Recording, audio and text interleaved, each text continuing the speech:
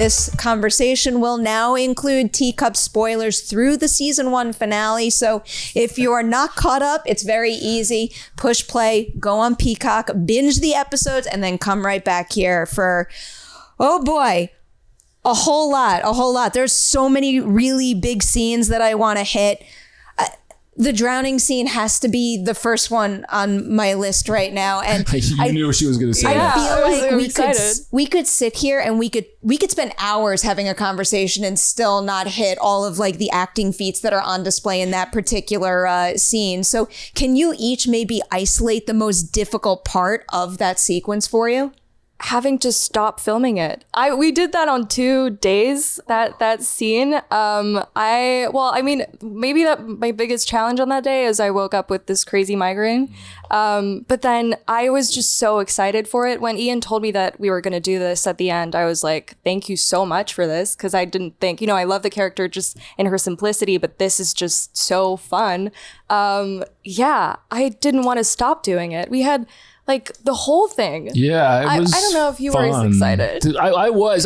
It was a weird thing. There were people that were very trepidatious about doing these scenes and were nervous about them and scared by them. And I totally understand that because of the children aspect of it. And that's a very dark thing to have to do. But to be honest with you, I was like, this is going to be so great as an audience to watch.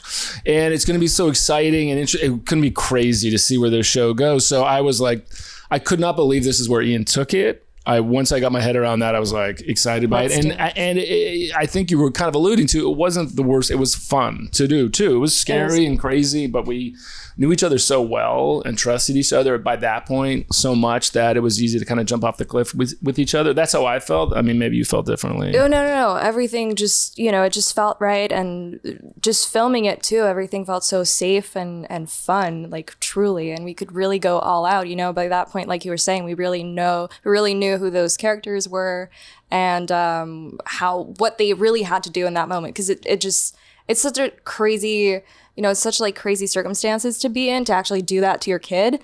And you guys kept it so, again, just so grounded. And Yvonne did that beautiful, all of it was just so powerful. And I just got to be there and watch them do it. She is like a scream in that scene that just absolutely destroyed me. Yeah. I feel like as a viewer, I'm usually pretty good at figuring out when a show will go there and when it will stop. I was fully convinced you were dead.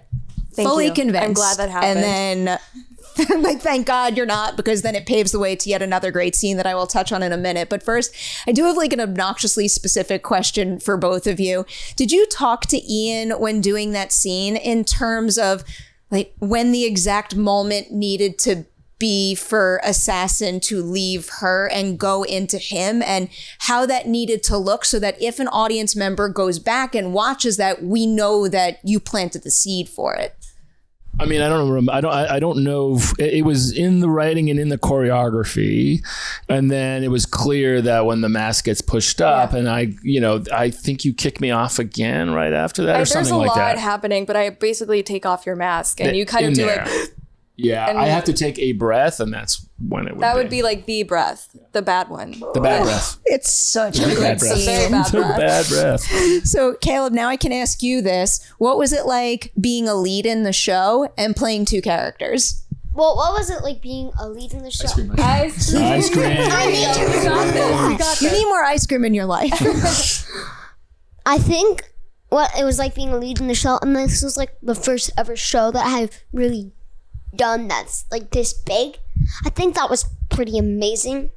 And like playing 2 different characters, I think playing 2 different characters really helped push how far I could go with my acting. You push real hard in that respect. It's not easy to sell that, and you do it really well. So you should be very, very proud of that.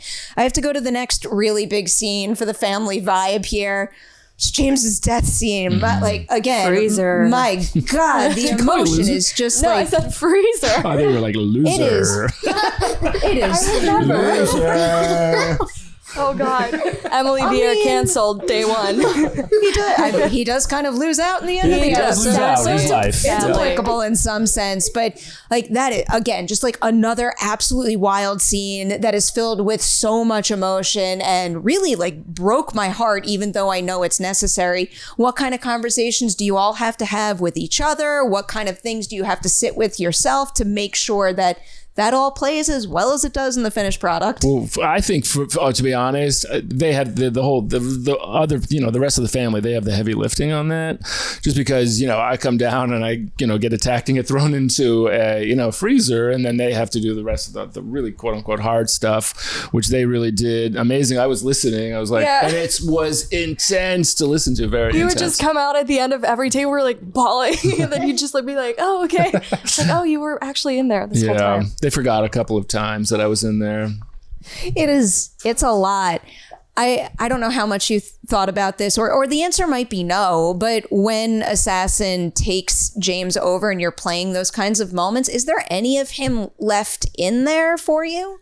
I think we tried to play with that and a couple times, and to be honest, I don't know what's in the edit and what's not. In the freezer stuff, I don't know. I can't remember if they get that in there or not. They might have changed. But there was stuff where he's fighting to come through and then losing the battle really at that moment. But I think that actually might be in there. But he's when I think Yvonne's closing the freezer, and I kind of give her the okay to do that. That's the only time he really comes through, I think, James, and that's kind of obviously the finish of his arc, where he starts and it's this sort of this fraught place, is sort of outside of the family and has cheated on his wife and all those things, to this end point, which is kind of a great arc. And the thing with Assassin, by the time you have it in, James has it in him, it's like the angriest that it can be. It's just like so mad and just wants to get his job done. So it was pretty intense. It was intense. But you did great. Yeah, that scene was a lot, but again, we had so much fun. Like I remember when we just got to set that morning, like Yvonne just gave me a hug and we were like, okay, let's do this. Let's just cry it all out. And then he started crying too. And then it was just like really intense and lovely. It was very fun. I started tearing up as a viewer. So great success with all that. It paid off big time. Scott, I have a personal acting question for you about that particular death scene. Do you find that you could have closure with a character when his end was essentially stolen from him? Yeah, you can. I mean, I think it's such a, obviously we're shooting that in the last couple of weeks of the production and all that. And that those elements come in. Like if we'd shot that first, I don't think we would have felt as bonded together as a, actor, troupe, family unit.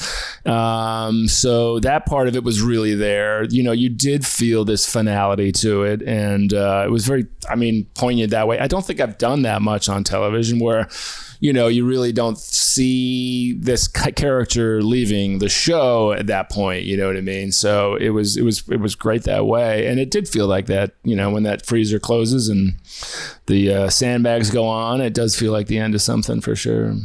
Again, I did not think that you were all going to go there, and then you did, and you earned it. Sorry, Scott, you don't get to answer this next question now, but for the two of you, given everything they've been through and my hope that we will see a season 2, what would you say is the greatest asset your character gained through season 1 that you would be most excited to play with in season 2?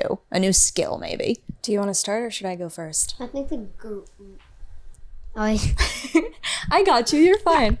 I think the greatest asset really that Arlo got was probably like learning to lean on his family so much to depend on them. And he also knows Harbinger by the end. He really understands him more. So and I think another good asset he got was Harbinger. Oh, yeah. Yeah. I would say for Meryl, I think she grows so much throughout the season. She really does become that like little woman by the end of it. I think she is ready to, that just losing her dad and having been through like literally dying and coming back to life, she's definitely got some real big trauma. So I'm interested to see where that would take her. But I think she is definitely stronger and just would do anything to protect her little brother. And yeah, I'm interested to see how she would deal with her family, especially her mom, after seeing the decision that she had to make with James, even though she understands it. I love how, there's just this open door for all of this complexity with all of our characters when it all ends for season 1. Ooh, so. I love it. I'm sending all the good season 2 vibes your way right now. I'm going to say huge congratulations on Teacup season 1. And thank you for being here and sharing some of your experience making it with us. Thank you so much. Thank you. To everybody out there, spread the word about Teacup, and also keep an eye on the Collider Interview YouTube channel, because there is so much more Fantastic Fest content for you to explore right here.